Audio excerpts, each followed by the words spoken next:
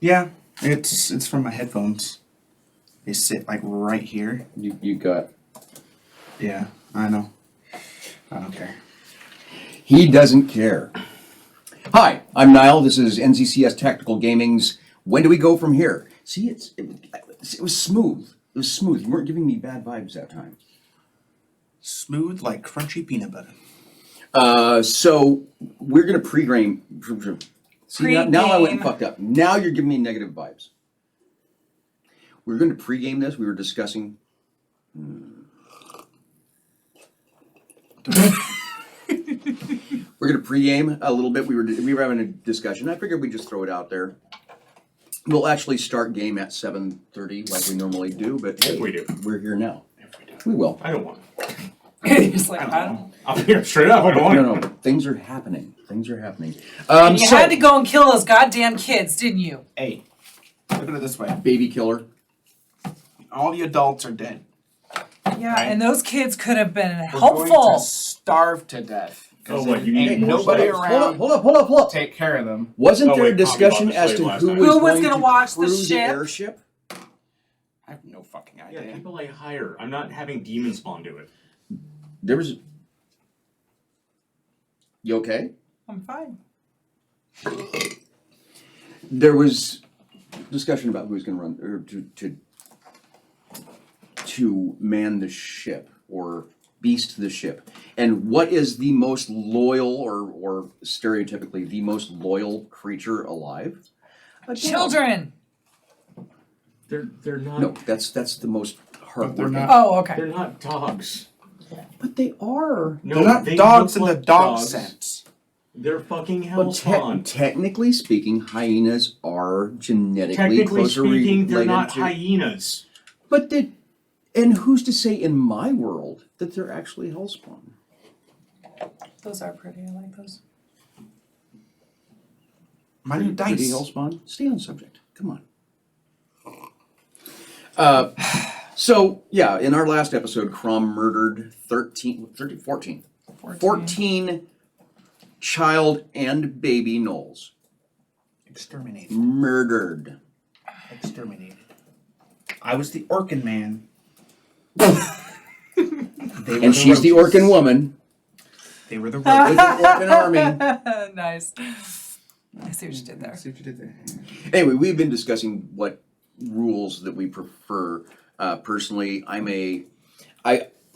came in late because I left the game for a while after a family death, and I decided to come back in and start running the game again. Well, in that time, apparently there was like 3 different freaking additions added to the spectrum of Dungeons Yeah, and because you had a Dragons. 30-year plus gap. Shit's gonna change. You don't have to change perfection. You played there was first edition, nothing. didn't Oh you? no, there still isn't.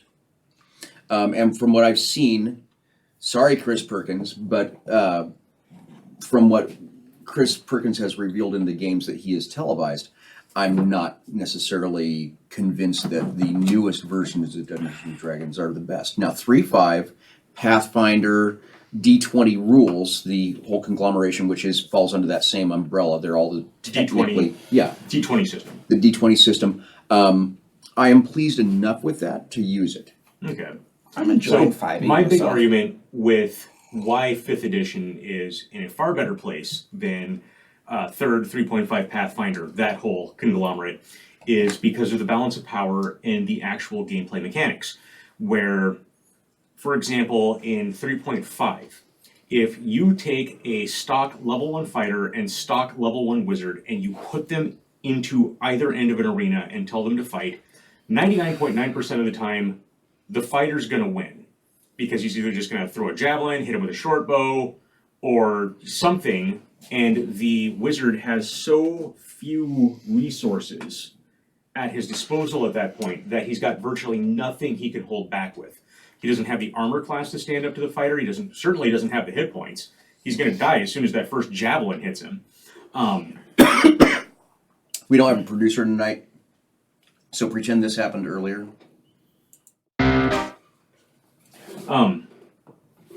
And the fighter is going to win 99.9% of the time. He's just got all the tools at that level. And then you flip it around, take it to 20th level. A 20th level fighter versus a 20th level wizard. If the wizard loses, then I don't know how that player made it to 20th level as a wizard. Because by 20th level, the wizard should be carrying the entire group at that point. He's got so many tricks. His toolbox is so utterly huge that he'll just destroy the fighter by the end of round 1. Go into 5th edition, and there's a really good glass ceiling that's now in effect that keeps players from getting too powerful, from really being able to creep into the realm of broken, which we've seen a couple times in our game. That broken is absolutely a thing that can occur in a 3.5 setting, and I think that 5th edition does a much better job of that. Whereas first level wizard, instead of 1 and done, 2 and done on his spells right away, at least has some cantrips where he can still help provide for the party. One thing with 5e, as far as cantrips is concerned, if I want to interject here, the cantrips level with your character. Like at level 1, your firebolt is going to be what, 1d D10. 1d10. 1d10, and then and come 10th level, you're level- throwing like 3. At 5th level, I believe at 5th level it goes up to 2d10, and 11th level it goes up to 3d10. I could be wrong on those exact numbers. And there's almost certainly a feat or ability that you will have acquired by that point that also allows you to use your primary stat to add to hit and damage with that. Yeah. So realistically, you're looking at an additional +4, +5 with that 3d10. So even after you blow your really big and impressive stuff, he still has a way of contributing to the group in that aspect. So I like 5th edition for that. A really good example, my favorite mythological beastie and my favorite thing to play in all fantasy games are Minotaur. I absolutely adore Minotaur. I love the idea of them never being able to be lost. I have a really good internal compass myself, and so Minotaur have always really appealed to me. But in 3rd 3.5 Pathfinder, you're taking something that is ECL 7, which basically means a first level Minotaur is the equivalent level of a 7th level fighter, because of all the hit points and everything else he's got, the massive strength and con bonuses, racial abilities, all that stuff. What 4th edition did, and then conversely 5th edition, is they toned all of these things down to where you can just use them as an acceptable player level. For example, a Minotaur gets +2 to strength, and then either +2 to con or +2 to wisdom. And then also constantly has advantage on nature checks for whenever they're determining direction or tracking something. There's probably a couple of other minor things thrown in there, but it's enough that it keeps them definitely in line with an elf, a dwarf, a human, or anything else that you're playing in there without breaking the game. So I feel that they took the idea of a role-playing game and said, well, role-playing hasn't been an issue for as long as Dungeons & Dragons has been a thing, because that's really up to the players and the DM on how much you want to incorporate into role-playing. But let's focus on the game mechanic of it and see where we can take that and balance it out so that everything flows smoothly. I also enjoy that they have taken out a number of skills, a number of feats, and other things that just kind of help smooth the pace down. Pathfinder in 3.5, for example, had lockpick and use magic device and sleight of hand and 3 or 4 different skills that they all just combined into sleight of hand. Like all of these things, they can all be covered by this thing. Your ability to spot and listen, your ability to see something and hear something, well, those two were virtually interchangeable in a majority of circumstances. So let's just make them into perception. Does your character notice it with either their eyes or their ears or any other supernatural sense that they might have? So it does a lot to help streamline the game into playability. And I've got a hard time advocating for that because we're probably the slowest group in the history of broadcasting Dungeons & Dragons that has ever existed. That is true. 2 hours per room, maximum. Otherwise, we get penalties. Now, okay, so on the flip side of what you're talking about, yes, I agree that if you have a 20th level fighter, 20th level magic user in the same party, that you're going to have some difficulties. But as a person who has been DMing and not playing since the late 80s. Well, maybe you should play. I, for one, limit or should be taking charge of limiting how quickly each specific character advances through. Yeah. And then it also depends on if you have somebody who's rules lawyering the shit out of every fucking thing. And because if you have a cooperative set of players who understand that where the DM is limiting you is in order to make the gameplay okay for everybody, instead of saying, oh, I find an object, I instantly know what everything about this object is, including who made it and what it's made out of and the molecular structure. That reminds me of the guy from Pawn Stars. Which is totally set up. You know, that would just, on a quick non sequitur here, that's got to be a character concept that I want to play sometime, is this little fat bald gnome that everything he comes across. I know a little bit about this thing, but let me call in this guy that knows everything about it, because I know everyone who knows everything about everything. Knowing people who are in the reality program business, I can tell you how much of that is actually staged.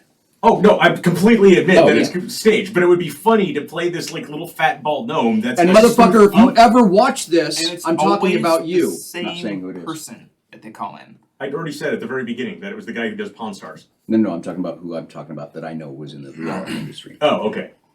Couple people. I'm talking about the Pawn Stars too. Anyway, but yeah, I totally want to spoof that character. Let me call in an expert. That'll be his catchphrase. Let me call in an expert. And does a summoning. Yes, he casts Find Familiar. I have so many contracts with like various imps and like lesser devils. So what is your grand plan here? Well, see, when I die, there's like at least 42 beings that own my soul. Let them find it. Horcrux. So, how many here at the table have watched any of Acquisitions Incorporated? Yeah. I don't even know. Okay, so Acquisitions Incorporated was created by Jerry Holkins. He always says his name wrong, so I have to say it right. Jerry Holkins, in conjunction with Chris Perkins, who writes D&D books. Okay. And they have had some people, for example, Will Wheaton has played with them. Yeah, when they first started.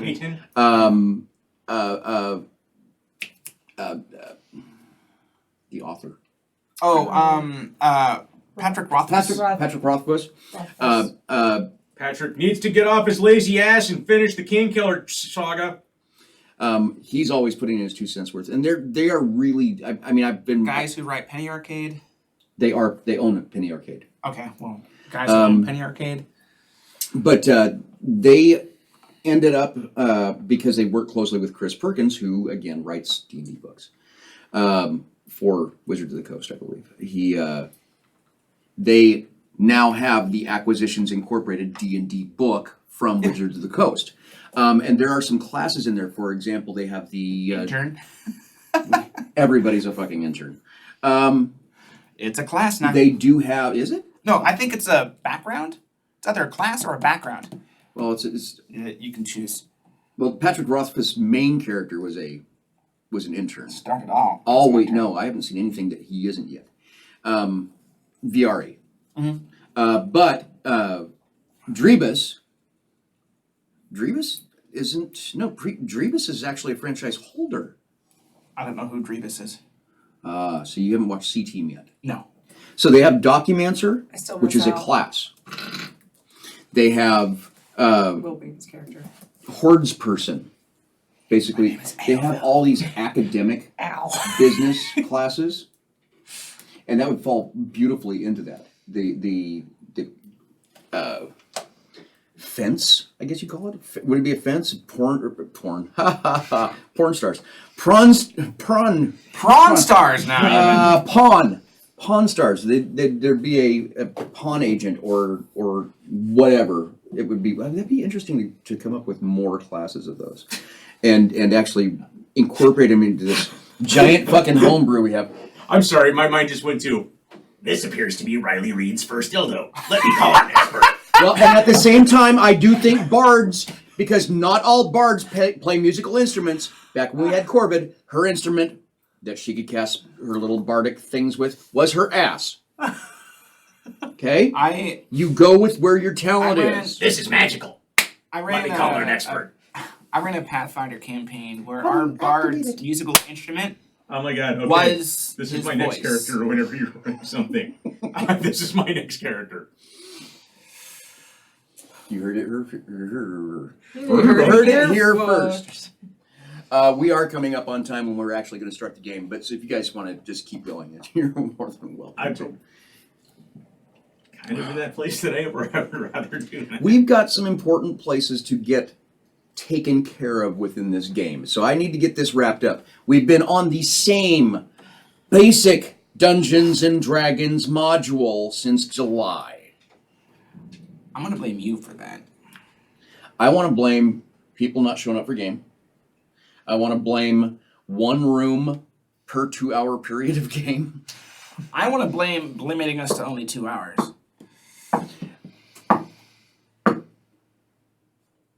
I have to limit us to only 2 hours because certain members of our team, our group, can't be here for more than that. And when we try to do First Friday games every first Friday of the month, nobody'd fucking show up. That's fair. Also, to be fair, when that was going on, I worked on Fridays. I wasn't talking about you. You weren't even here most of that. Yeah, work. Fucking work. So the guy complaining about us having Adulting only sucks. 2-hour sessions is the guy who wasn't here for 6 to 8 months. Yeah, because I worked graveyard, which I might be going back to graveyard that's here in the my next fault. month or two. When That's okay. We'll put Crom in the graveyard. like 4 years ago, when I started playing D&D again, the group that I played with, we would start at like 8 a.m. Saturday morning. And there was a handful of times where we didn't stop until the sun was coming up Sunday. So I remember those sessions. I remember sitting in Alaska. We loaded up our books into our personal belongings that were going up to Alaska with us, Northern Warfare Training Center. And because we weren't going to have any availability to do anything other than, hey, we're going to go out and we're going to ski, we're going to snowshoe, we're going to pull an Akio around. We're going to sleep in a fucking ice cave because that's great to do when you're breaking the world record for cold. hey, ice is actually pretty insulating. But I'll tell you what, when they sent us on the weekends back to the barracks at Fort Greeley, Alaska, the snow that was outside the window was great for getting the beer cold. And then we played D&D for like 12 hours straight. There was even one of us, while we were playing, made a suit of armor out of all the boxes for the beer cases. And we had pictures at one point. Ron Larrabee, if you ever watch this, I really wish I still had that picture. So, because you know where the handles, how they used to have it, his eyes were right there in the handles. So it's kind of cool. So I'm going to go ahead and make a drink and we'll get started, guys. I'll just throw this on like the music-y thing so you guys can listen to the music part.